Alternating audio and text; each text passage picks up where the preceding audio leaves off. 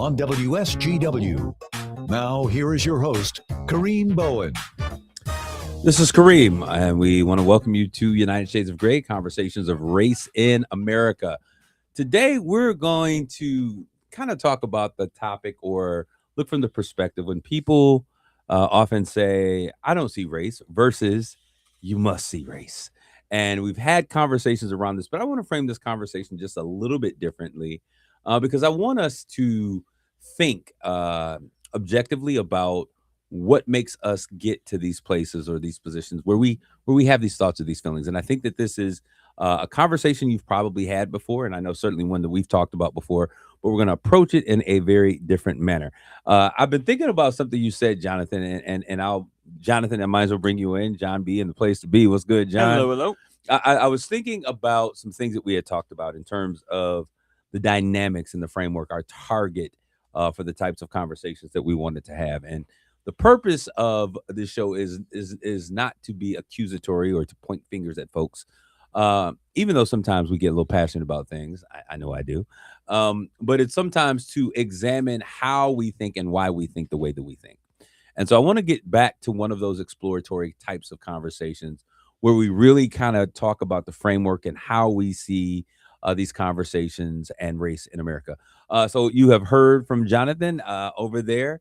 Now we're going to bring in a co-host, Mark Bassett. Mark, what's good? Hey now. It's good to be back in the studio. Haven't been in a while. Yeah, so. He is back in the studio. And if you notice, he's looking nice and tan. I'm liking this shirt that he is rocking. I might have to check that one in. But it's a very nice shirt. But Mark, what's been going on with you in your world? Oh, not too much. I got back from the Christmas convention, as we talked about a few weeks ago. We do have to kind of somber news. We're headed down to Detroit for the weekend for our granddaughter's funeral. Wow. So that's but other than that, just taking it easy, relaxing, enjoying retired life. So the funeral is going to be in Detroit. Well, Westland. Why that? My son's wife, okay, Jacqueline, her born and raised in Westland, down in the Detroit area, and they have a family plot there. And the thought was to bury the baby there versus in Northern Virginia, right, where they love Northern Virginia and they'll probably be there for a while. But how long? And aspirationally, they actually hope to return to Michigan someday. Oh, wow, okay. And so it just made a lot more sense for them to put the baby in the family plot of her family. For those of you who don't know what's going on, there's a couple of months ago, Mark was sharing his personal story of his son and daughter-in-law's hope to bring in a child into the world. All of the things were going on, some things that occurred, and the baby and the mother were in jeopardy. Right. At one point, it didn't seem as though they were going to make it, but God, through prayer, and Mark was sending out requests across the country for everyone to prayer. And we know that God responded, and we believe it's a miracle. Yep. The baby did not make it. The baby did not make it. But the daughter, who they also were concerned about whether or not she would make it, supernaturally survived and turned around and was up and moving and had a complete turnaround of She's back to work.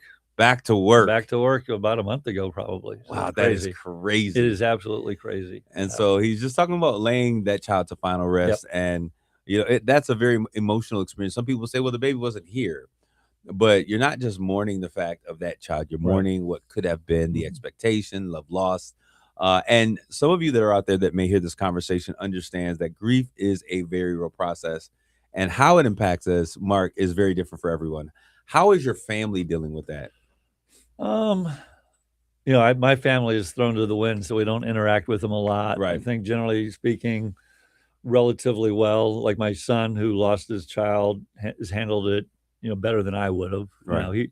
I would have probably been filled with, while I would have been thankful that my wife survived, I probably would have been pretty bitter and angry. Wow. And they're not. They've moved on. I think my daughter-in-law, Jacqueline, who lost the child, I have another son that actually is living with them temporarily, has said that occasionally Jackie will say, I really miss Lillian. So, there is obviously a sense of loss. And but as well as I think everyone's handled it as well as can be expected. As I told back then, for me, one of the blessings was the way the family responded, because the family is really blown to the wind, coast to coast. and so large and kind of just get disconnected. I sometimes wonder, like, do they still care about each other and Right. everything? And the way that the rest of the family responded to all of this through all this whole time has been really reaffirming to me. You know, I want to ask this question, and Jonathan, feel free to jump in as well. Mark, you alluded to the fact that the family, you use the phrase "blown to the wind," and Yeah. also somewhat disconnected. Do we find that? Because it appears to me, I have that same situation. I think that families nowadays are less connected. It is I'm having the opposite. okay. In the last week, I've had the opposite situation. I wasn't raised here in Michigan. I wasn't raised in the area, but I have a ton of family Yeah. in this area. So we moved nearby, and then just a couple of years ago, I moved to the Saginaw area where I'm going to church, and I know I'm related to like a third of my congregation. I just don't know who it is because I didn't grow up around them. Well, we had a family reunion last weekend, and it was kind of this moment of, I want to know who all these people are. This is my family. These are my people. I want to know who they are because I didn't grow up around them. And I was trying to introduce my fiance to them, and I'm like, I'm sorry, I don't know this person. And what's your name again? Yeah. Oh, I yeah, think this that's is Mark. You know, with the way the society's evolved, people now, families used to were born and raised in the same town and whole Yeah. families and generations Stayed of family. Like my dad was from the Northeast. They had multi-generational homes. You know, there was 3 generations living in one home. Yeah. And you know, with people moving all over the country now, like when you're not together physically, it's often difficult. It's easy to kind of have relationships drift apart. And I think with my family, number one, that's the case. I have people physically from San Diego to Boston. And then, you know, with 7, there's a huge range. Mark so like, has a whole basketball. yeah. So, squad. you know, the oldest and the youngest the oldest happens to be the godfather of the youngest, but they're 15 years apart. And so, you know, by the time Joe's the youngest, old enough to like get to know Greg's off to college and then gone. Yeah. So, so we have that dynamic in our family. So sometimes I have this worry that kids don't care about each other. They don't, you know, Right. And so it was really, again, reaffirming for me, a blessing for me to see how everyone really came together. They're all flying in for the funeral, other than one who literally just started his MBA Right. this week. He's in the middle of his first week, and so he just can't make it. Wow. But he'll be there in thought and spirit. So. Jonathan, your thought was your situation is changing, and you're introducing your fiance to folks that you kind of like, who's this? Yeah, what's your name again? I had one cousin kind of take over and be like, I'll introduce her, and just took her around to everybody. But no, it's something that I want to do more of. I want to establish connections with family and really build that community aspect out in my life a little bit more. You know, I know I said this before, and it is so fun. Jonathan, you are like one of the first white folks that I talk about because I didn't think white people had cousins. I'm like, you got cousins? Like, because growing up, like in Black communities, cousins are like, you talk about race, the differences between races. Cousins are like brothers and sisters. That is how the familial bond is. So all of my cousins were like brothers and sisters. We spent that much time together. Yeah. You know, lived life together, close proximity. Spent the night at one another's houses. And none of my white friends ever had. I think the McClosvics had cousins. I don't know if it's a racial thing. Like, so if I look at my mom, and her cousins, we're intimately close and have been their whole lives. Okay. Because they were born and raised in the same town. Their parents, who were siblings, they would have dinners together every Saturday or Sunday. And so she had, until she physically, you know, married a guy in the military and moved away, she was intimately close to all of her cousins. Wow. Now, once we moved away, you know, you lose contact. You know, we're in Germany for 3 years, you're in Hawaii for 9 years, and you don't see them as much. But she still maintained contact with them through that whole time. So I don't know that I see it as a racial thing, or just a byproduct of, like, if you live by your family, most likely you're going to interact with your family on some routine basis. Well, and here's a question, Kareem. Is that something that, because in, I'll say, white culture, it's go get that job, move 4 states away and go get that job. Is that something that's discouraged in the Black community? No, it's not discouraged, but I think that this is, and this is, I think this is super interesting how this has evolved. I think that a lot of it was, when we look at roots for Black folks, most of us claim, Alabama, Mississippi, Louisiana, Missouri, Arkansas, and so looking at how the ability to move and really the freedom to move for so long had been like you were in the South, you were in the South. Right. Then there was this transition from South to Chicago and Michigan, right? And Detroit, yeah, And the Detroit. industrial, Yeah, basically the industrial. industrialization. And so that caused a change. And so when you were moving, you weren't just moving for a new job, but you were like really disconnecting with the only existence that you've ever known. And so families tended, they would send one up and then the others would come and cousins would come and Which get is your what sister you from son and let him come. When you think about like immigrants from Asia, very similar. Similar, like Very Vietnam, similar. Or, it's the same dynamic. And so if you see this, I mean, and when I look at some Persian friends and they have those very strong relationships. Mom lives next door. And so when we grew up here, grandma and grandpa had the family house and aunt Pat lives next door and then 2 doors down. And so we stayed in proximity, not necessarily that it was not seen as something that was, a great thing to do, but it was just being connected and you didn't want to go somewhere where, hey, I don't know if it's safe. So people kind of connected in family. Yep. So when we grew up, like all of my cousins went to school with me. So my friends who had family members living all over the place were kind of like, I was like, you guys have cousins? They never talked about them. Yeah. But ours was so intricately woven into our lives that it was like weird. And so when I talked to Jonathan and Jonathan, I was with my cousins. I'm like, what? Yeah. White folks got cousins? That sounds crazy. Yeah, but we don't know who they are. But you just don't know who they are. We all have cousins. We just don't interact with them. And so I think that like these conversations, I think are those, they can be humorous, but they're interesting when we talk about how people live, the understanding of what we know about one another and our separate cultures.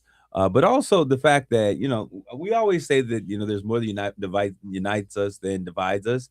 But those things that divide us are really quite interesting if we take a look at a moment to take a look at them.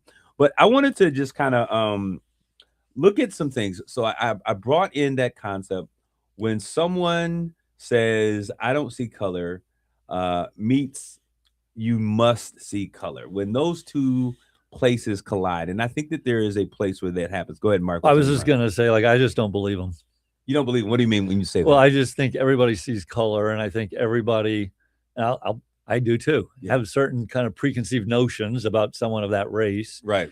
That may or may not be true, Yeah. But they're immediately ticked off. And now I like to think that I'm a good enough person that I try to reserve judgment, but I'd be lying if I didn't say I had a preconceived notion, kind of a thing. I don't. You wouldn't be the only one in the room. I think all of us do. Yeah. And I think that I think that's important to just state and to own that all of us, when we meet people, we have preconceived notions. And if it's not just a preconceived notion about someone's race, it's about a preconceived notion about where they came from or what school they attended, what side of town they lived on, because biases are things that we all possess. Right. Jonathan, what do people mean when they say, I don't see color? What does that mean? Oh, that's interesting because there are like two meanings behind it. Go ahead. One is the I don't care. I legitimately don't care. I want to treat everybody the same.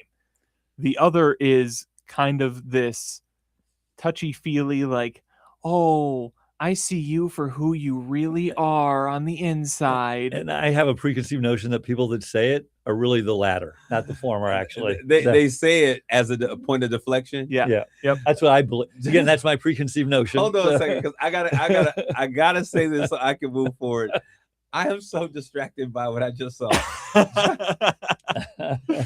There are always two shows that takes place, and those are in social media. You see a part of that. Jonathan is on camera, which we got to get Jonathan. We need to get. I'm going to go buy Jonathan a camera. Yeah, we got to. Let's do that. I've got a camera. I just don't use it. We need to get you on camera. Yeah, we do, Jonathan. Because what was just so funny, I happened to turn and look at you, Jonathan, and as you were giving those two explanations of the two different meanings. Yeah. Did you see Mark? Oh yeah, he has a strong bias as well. So. Your facial expressions and the way that you and the way he said said it, one Yeah. was very effeminate, kind of.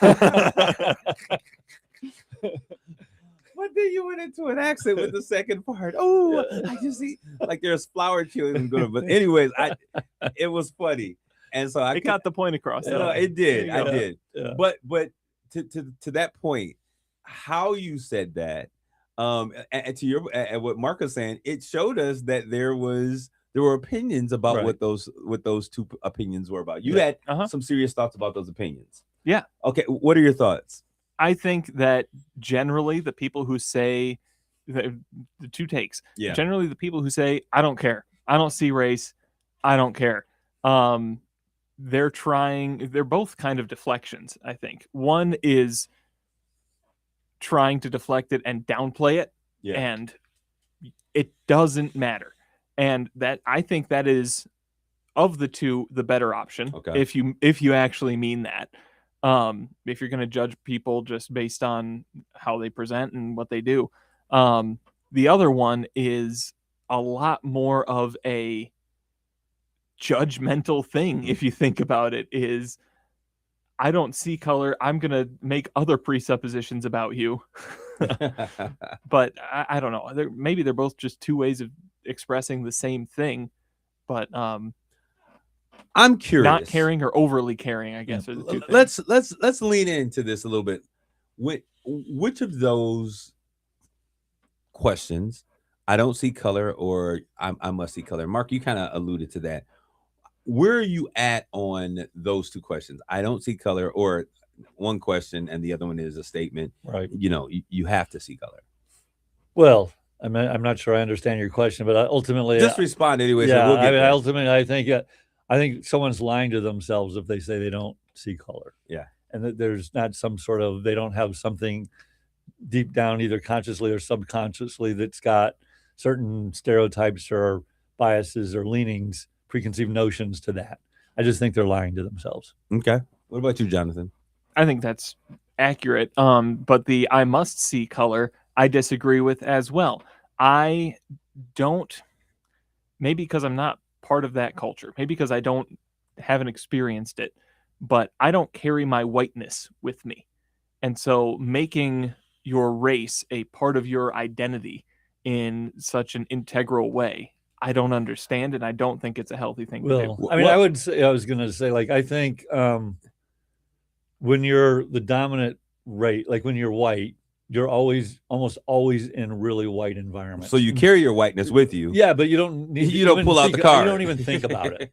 Like black people got a black card. What I was going to say was, like, when I've had the few experiences, like when I was used to desegregate an inner city school, right? And one of the, a handful of white students in a black school, or if I'm in your church, as an example, all of a sudden the roles are reversed, and I can tell you really quickly, it allowed me to gain a really much better understanding of what it's like for someone who's black to walk into an all white. Yeah. And all of a sudden, I think if I was constantly living in that environment, I might actually have the same kind of thing about me, of like where being white would become so much more important than it is today to me. Right. I've had that experience too in different places.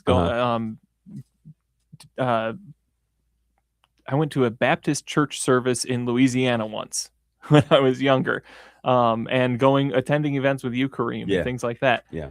But I think there is there is a self-consciousness about it when I first go into those situations, but there's the ability to turn it off too. Okay, Jonathan, let me just be yourself. Because my follow-on was like, but if I lived every day, 23 hours a day in that environment, I'm not so sure I wouldn't have the same kind of thing.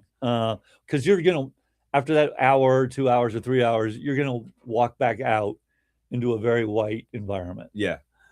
Jonathan, there was a situation, a time, I think that we were at, it was like an NCAA freedom NAACP. something. Do you remember that? Yeah.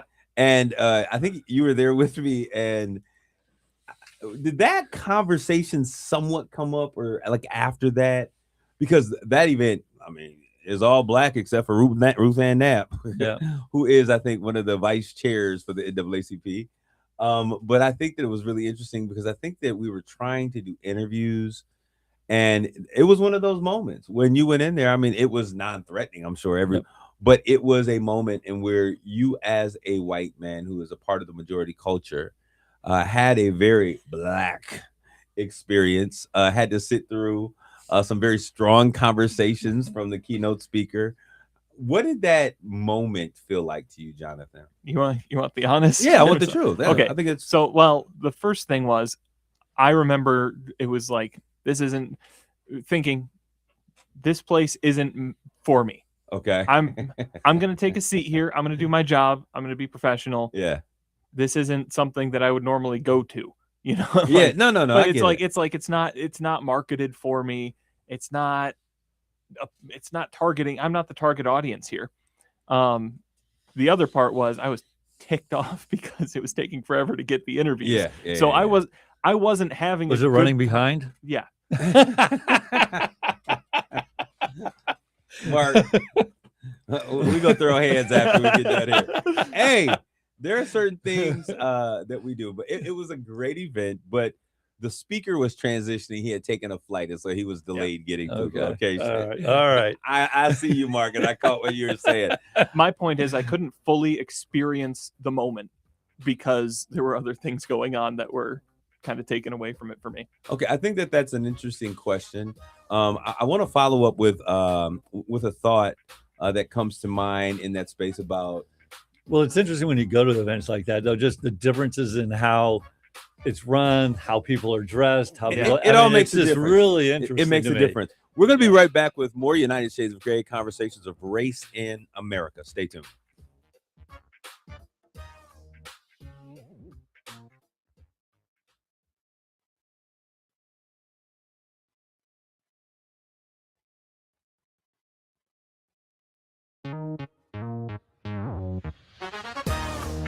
You're listening to United Shades of Grey on WSGW. This is Kareem. We're back with more United Shades of Grey, conversations of race in America. So for all of you that are watching out there via social media, please like, tag, and share this conversation. You can listen to this show on here on WSGW. And that show comes on, producer.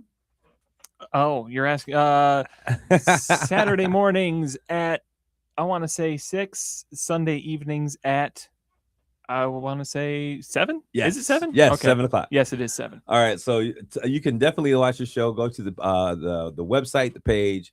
This information's out there somewhere. Just search for us. We're everywhere. Everyone's knocking down our doors to have these conversations. Yeah.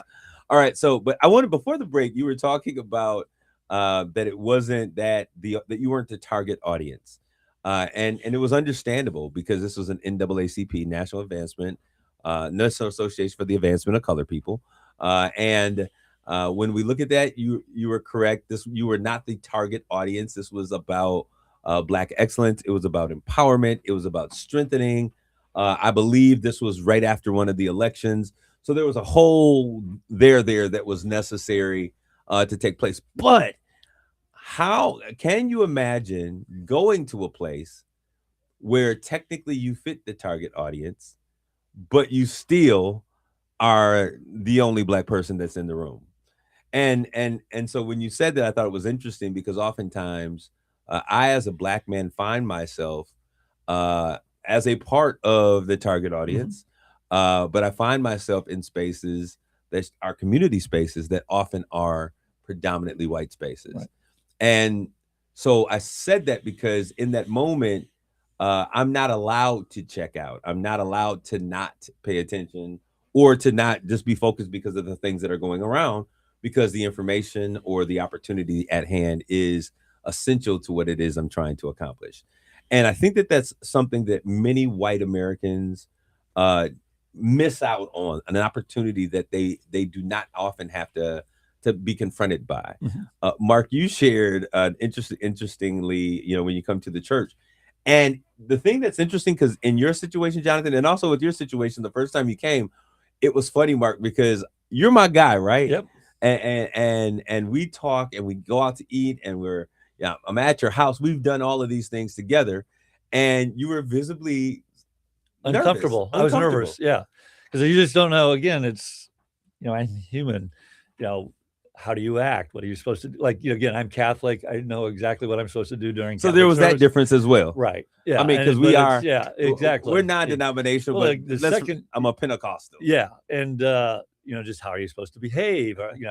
Amen. I'm not sure I want to stand up and start clapping, but maybe I should, So, and I, the second time you invited me again, it was for one of your anniversaries. Yeah. And I love this story because I get up to give my spiel, and your musician starts playing behind me, and it's just like, and I'm like, I looked it out and I said, this is the first time I've ever had backing music. And he actually asked, "Do you want me to stop?" And I said, "No, I love it." They were trying to play you off the stage. No, they played background music as people are giving talks and stuff. It was awesome. They undergird your conversation. Yeah, which you would never see in, like, I don't think you'd see that in a white church. And, Mark, I didn't take into account. Well, I guess maybe I did. The fact that you not only was it the culture shock of I'm the only white dude up in here. Even though we have a couple. You had one white, other guy. Yeah. Mark, I think from the station was here. Yeah. Mark was there that day as well. Yeah. And we tend to have especially with students out of campus. And so it tends to be a bit more diverse. Yeah. But it was interesting. I did not take into effect that you were not only at a black church, but you were at a black Pentecostal church. As a lifelong Catholic,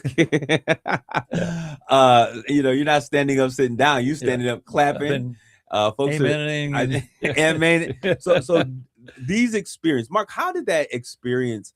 Was there what did you take away from that experience? Because you've done this several times. Yeah. I just, when it's all said and done, I enjoyed it. Number one, I wanted to support you, but I think it's always good to just get real life experiences in different cultures, whether in this case it was both racial and religious, because I think it just back to your, what I've felt all along, when it's all said and done, we're people. Right. And what we want is largely the same. How we go about doing it, or how we think we should do it, might be different.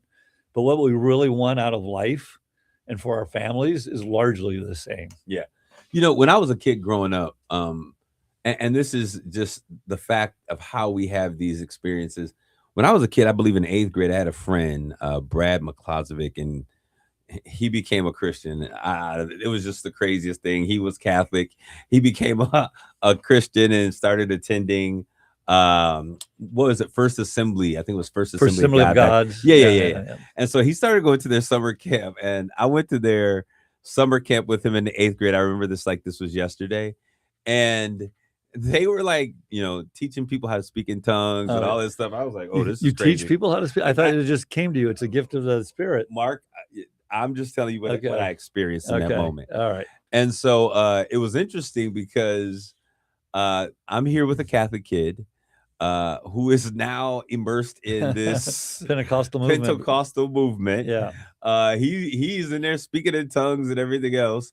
And I'm the only black dude up in there. Now, the thing that was interesting was he felt more out of water in that moment than I did, because I could relate to the experience that was taking place in the church. Yep. And so I think that when we think about, first of all, nobody wants to be the only person in a room. So the next time you are in a space that you are a part of the majority, let's take a moment and just kind of be cognizant of the fact that nobody wants to be the only. So if you turn around and there's a woman in a room with all men, there is a black man in a room with all white folks, or a Hispanic man in the room with all white people, or a white man in the room with all Hispanic or black folks. Let's consider the fact that this can be a great teaching moment. And as a show that is kind of dedicated and committed to having these conversations and challenging people to not only have courageous conversations, but to make some courageous steps. I just want to make sure that we all understand that. And so, here, Kareem, go ahead. How do you do that without pandering? What do you mean? If you're the only black guy at an event, how do I come up to you and try and include you in some way without, oh, you're black? Let's not, you just say them as a person. Yeah. Well, I get that. Yeah. I get that. But as an only, I could see it being received in that way. Interesting, because I was at like. Can I tell you what I would respect in that moment? Yeah. This is how I operate. I'm really a straight shooter. Jonathan, this would be the way I would say engage me. hey, excuse me, sir. I recognize that you're the token black man in the room, and we just wanted to make sure that you didn't feel uncomfortable. Yeah. Nobody would have the gall to say that. Yeah. Yeah. But I guarantee you 9, 10 out of 10 black people would crack up laughing, and that would bring them some level of comfort in having just put it out there. If the roles were reversed, I would, and I'm just standing there all alone, I guess I would just appreciate that someone came up. I'm just a bill. Yeah, I would just appreciate someone came up to engage me. Yeah. So but I think that is, I think that when we do that here on the show, sometimes we say the very extreme obvious, or we push it just beyond. But I think that when you just make it, just put it out there, people feel more comfortable. Mark, someone would say that when you were at the church, you seemed extremely comfortable, and people just came up to you and like anyone else, and you made yourself very comfortable in that moment. How did your wife feel? Because your wife's experience, you've been a bit more broadcast, in community spaces where she diversity loves it. I mean, I think she walks Right. into it the same, but she's actually a better people person than I am. I can be a bit distant. I'm a natural introvert. She's natural outgoing. She loved it. I mean, I loved going, like I've been to a few all black events at the Horizons. What I like about it is they come up and compliment my clothes. That never happens in all white events. And so I get affirmation in the black community about what I wear. So I like that as well. Because you're just like a black Baptist pastor. Hey, but no, let me ask. So let's ask this question. Staying in this vein, is it possible to recognize our differences and yet treat people equal? Is recognizing I see you. Is it possible for us to really treat people equal and recognize the amazing differences that we have? Why do you think it can't be? Well, I didn't say that it can't be. I just wanted think to ask for that sure question. it can be. It's just a choice. You notice and see the differences. You know what your preconceived notions are, but as you get I think that's a part of the problem.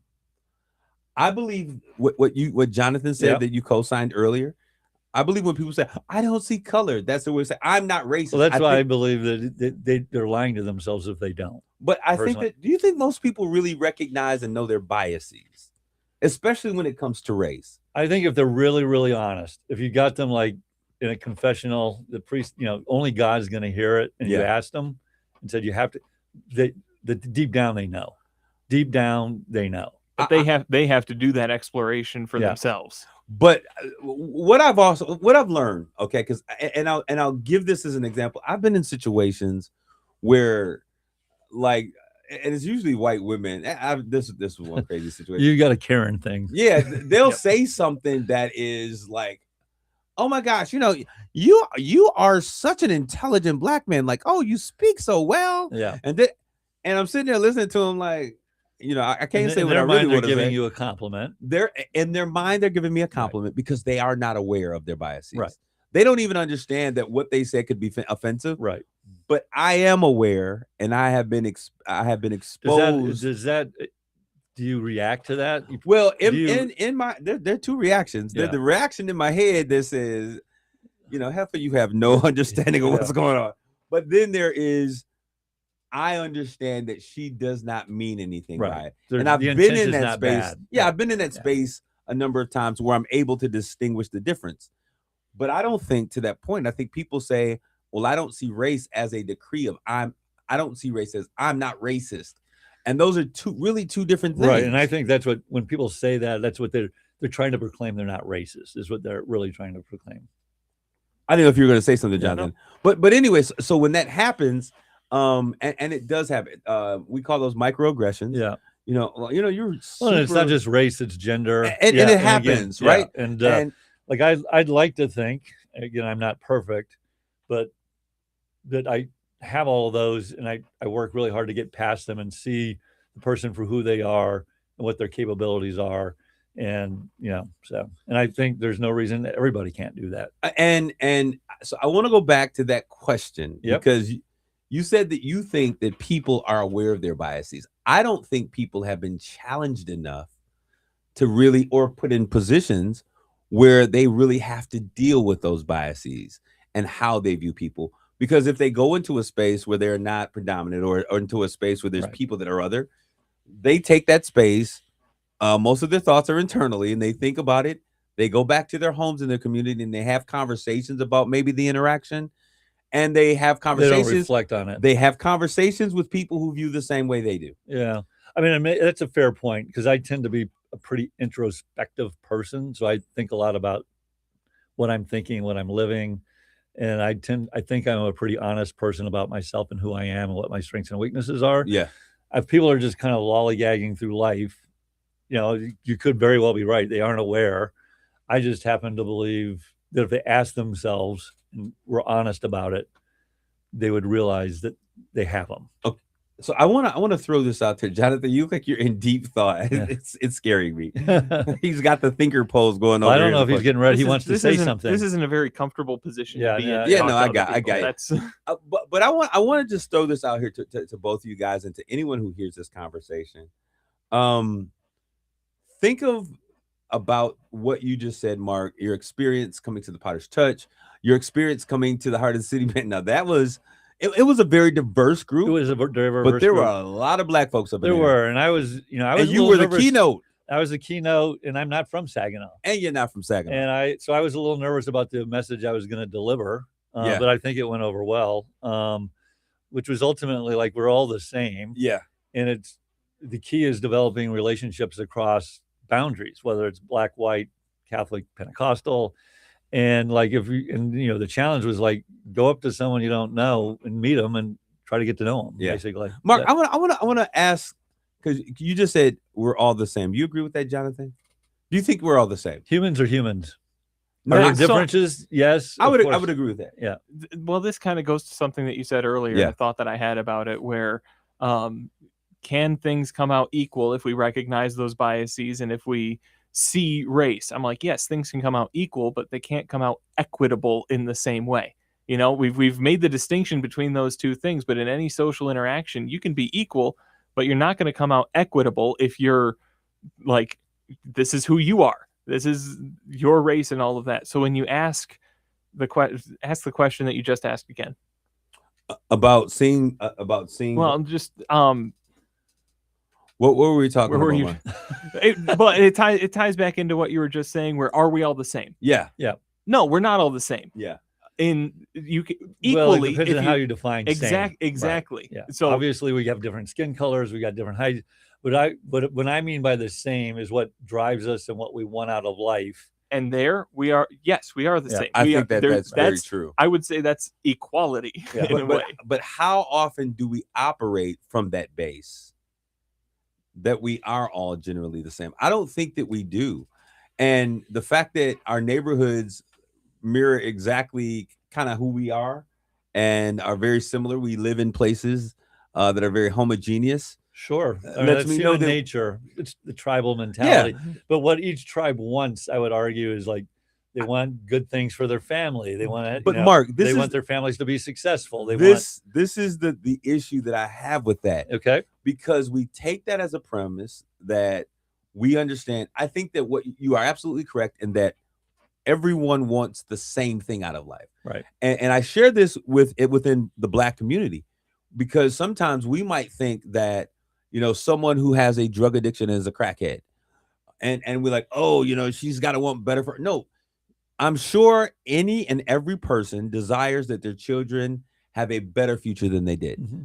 But our existence and how we live and our biases, they don't allow us oftentimes the opportunity. Well, we don't take the opportunity to look past that at a more basic understanding. And my belief is that sometimes we've got to get back to base human understandings of things.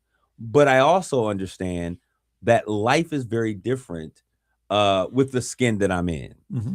And you've given an example, and we shared with Jonathan as well, that there are opportunities or times where you are a part of a minority culture. But rest assured, we got about an hour and a half of this program, or 4 hours, depending on which program you go to. And I'm back to my situation. Right. We often forget that black and brown and some others live in these spaces, always being the minority, always seeing color, because oftentimes it's important. And people say, why do you always make things a black thing, black or white thing? Well, because that's how I live my life. And I live my life as a black man. And I am that person who wants you to see that I am a black man. let me explain to you why it's important to me. Because for such a long time, the pigment in my skin was a problem for so many people. Not my skin, but when I say my, I'm talking about me and my people, my ancestors. Being black was a problem in America, a real problem. It's still a problem and can be problematic in America, but it was downplayed, and we had so many generations in the 70s and the 80s and the 90s, and even right now today, that so many black people struggle with truly embracing and loving their black identity. So when I see my brothers with the Really? Afro, yes, Interesting. because of the idea of a homogeneous society. It's from the images of what's beautiful and what's acceptable and what's black.